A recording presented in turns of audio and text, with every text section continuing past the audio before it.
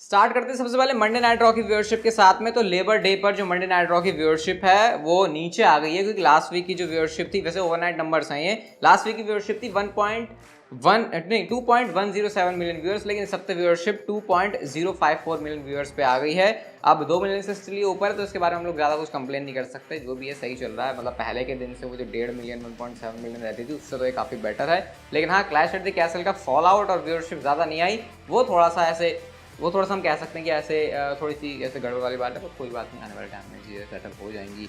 Next बात करते हैं इस चीज़ के बारे में जिसका सेटल होने का मुझे कोई चांस नहीं लग रहा। अब कल वाली वीडियो के अंदर मैंने आपको पूरी सिचुएशन अच्छे समझाई थी कि भाई कैसे AEW के अंदर बैक स्टेज ये हीट चल रही है, इनकी क्या बीफ चल रही है, इतना अनप्रोफेशनल बिहेवियर हो गया, मारा मारी हो गई, CM पंक ऐसे एलीट और एक केनी ओमेगा बाल खींच रहे हैं, मैंने आपको सारी चीज़ें बताई थी। तो इसके बारे में एक मेजर अपडेट ये है कि टोनी खान ने, जो कि प्रेसिडेंट है AEW के, सस्पेंशन थमा दिया है CM पंक को, केनी ओमेगा को, यंग बक्स को, जो भी सारे लोग इसके अंदर इन्वॉल्व थे। इवन सस्पेंशन तो थमाया, उससे भी मेजर बात यह है कि इनके पास जो चैंपियनशिप्स थी इनसे ले ली गई हैं, टाइटल्स वैकेट हो गए, रिलिंक्विश हो गई, या फिर रिलिंक्विश तो क्या ही बोले हैं, मतलब ले ली गई, इनसे स्ट्रिप कर दिया इनको चैंपियनशिप से। और इसके लिए टूर्नामेंट भी AEW ने जो अनाउंस कर दिया है। तो ये काफ़ी सीरियस है भाई, कि चलो अगर इन सुपरस्टार्स को सस्पेंशन मिला तो हम कह सकते थे कि शायद टेम्पररी है, 2 हफ्ते 3 हफ्ते या फिर 1 महीना 2 महीने के बाद वापस आएंगे और चैंपियनशिप इसलिए इनसे नहीं ले रहे, बट इनको चैंपियनशिप भी ले ली। ये काफ़ी मुझे खतरनाक सिचुएशन लग रही है, और सिचुएशन मुझे सबसे खतरनाक लग रही है CM पंक के साथ में। एक बार को मैं केनी ओमेगा यंग बक्स से एक्सपेक्ट कर सकता हूँ कि वो अपॉलॉजी कर लेंगे, बड़ी माफ़ी मांग लेंगे, या फिर कुछ तो सेटल कर लेंगे, बट CM पंक जिस तरीके के हम लोगों ने देखे हैं, मुझे नहीं लगता कि टोनी खान इस बात के ऊपर मानने वाले हैं। CM पंक ने जो चीज़ें कही हैं, और CM पंक मुझे नहीं लगता मानने वाले। तो भाई जब दोनों ही ऐसे भिड़ रहे होंगे तो फिर इसका मुझे ये रिजल्ट दिखता है कि या तो CM पंक फायर होने वाले हैं कंपनी से, या फिर वो खुद ही कंपनी को जो है क्विट करके चले जाएंगे। तो ये मतलब बहुत ही अनप्रोफेशनल चीज़ है यार।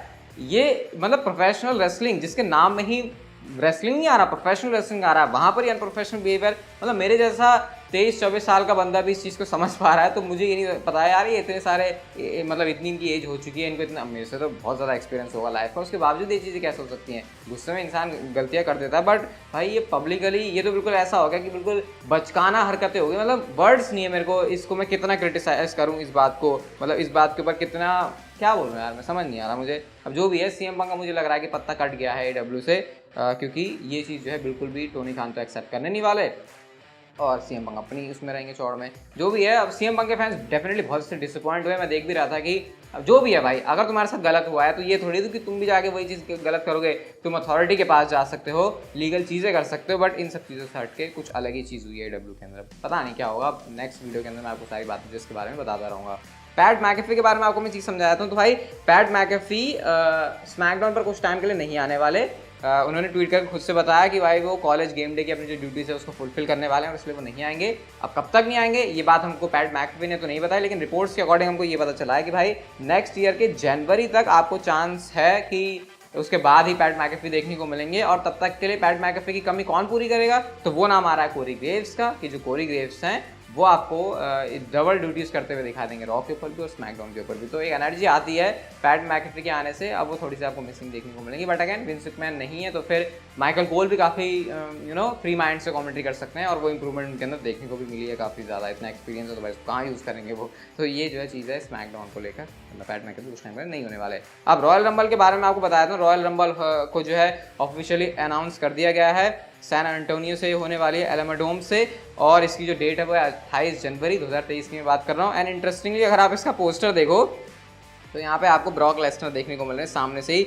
ब्रॉक लेसनर रोमन रेंज को काफ़ी मेन अट्रैक्शन पर इस पर रखा हुआ है, और बाकी जो सुपरस्टार्स है वो तो आप लोग देख ही सकते हो। इसका मतलब कि क्लियर है, ब्रॉक लेसनर आपको इस प्रीमियम लाइव इवेंट के अंदर देखने को मिलेंगे। इवन इससे पहले क्राउन जूल आएगा, उसके अंदर भी चांसेस है। और कल मैंने आपको ये बताया था कि एक्सट्रीम रूल्स को WWE कुछ बैंगर बना रही है, तो फिर कुछ बातें तो उनकी वहाँ पर आने से रिलेटेड भी हैं। तो ये कुछ है रॉयल रंबल के बारे में अपडेट। वैसे कुछ अर्ली प्रेडिक्शन है, क्या लग रहा है कौन जीत सकता है नेक्स्ट ईयर की रॉयल रंबल, बता सकते हो आप मुझे कमेंट सेक्शन के अंदर।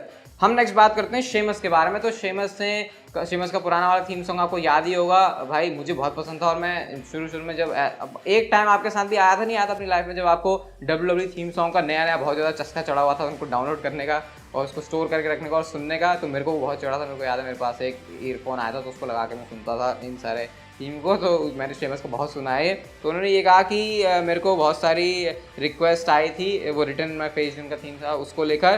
तो उन्होंने ये भी कहा कि भाई उनको ये चाहिए तो, बट ये आ नहीं रहा वापस, मतलब उन्होंने क्लियरली इंटेंट दिखा दिया है कि उनको भी वाला जो थीम है वो वापस से चाहिए। वैसे शेमस जब पुराने वाले लुक में आए थे तो उनको तभी दे देना चाहिए था, बट खैर कोई बात नहीं, दे रहा है, दुरुस्त था। अब उनका कैरेक्टर पूरा बेबी फेस वाला लग रहा है वो गुंथर के साथ फाइट देने के बाद, तो इस वजह से आप शायद उनको WWE चीज़ दे सकती है, और दे भी दे। और फिर ट्रिपल एच आ गए तो फिर ऑब्वियसली सारी चीज़ आप लोग समझते ही हो।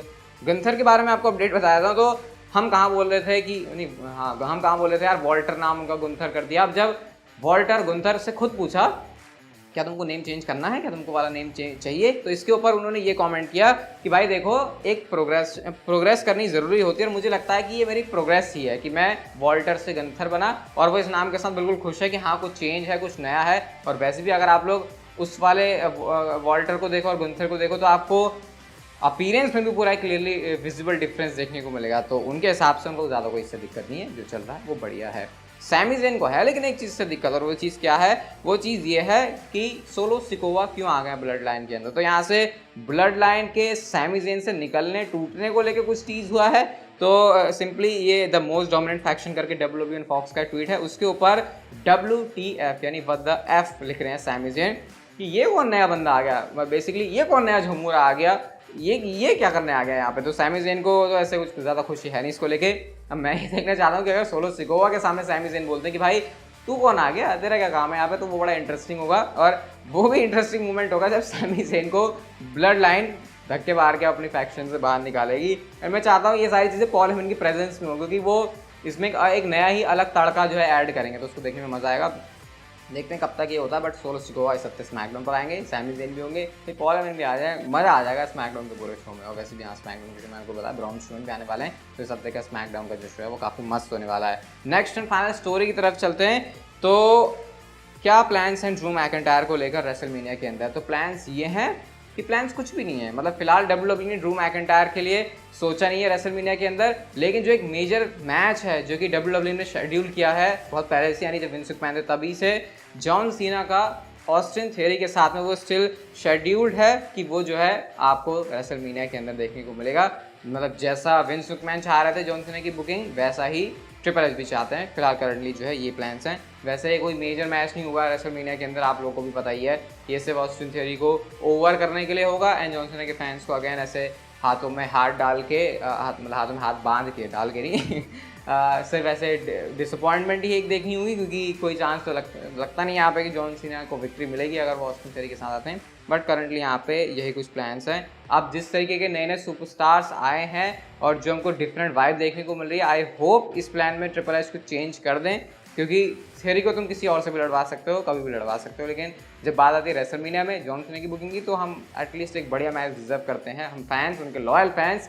अगर जॉन सीना वैसे भी इतना कम WWE के अंदर आते हैं। वैसे आपके दिमाग में कोई अपोनेंट है, क्या लगता है आपको कौन फेस करना चाहिए एक बढ़िया अपोनेंट, एज, जो कि हमको पता ही है, इसके हमको रूमर्स भी सुनने को मिल रहे हैं, ये बता सकते मुझे कमेंट सेक्शन में। फिलहाल के लिए जो वीडियो थी यहीं तक, अच्छी लगी तो like share subscribe, notification bell को ऑन कर दो, and see you guys in my next video.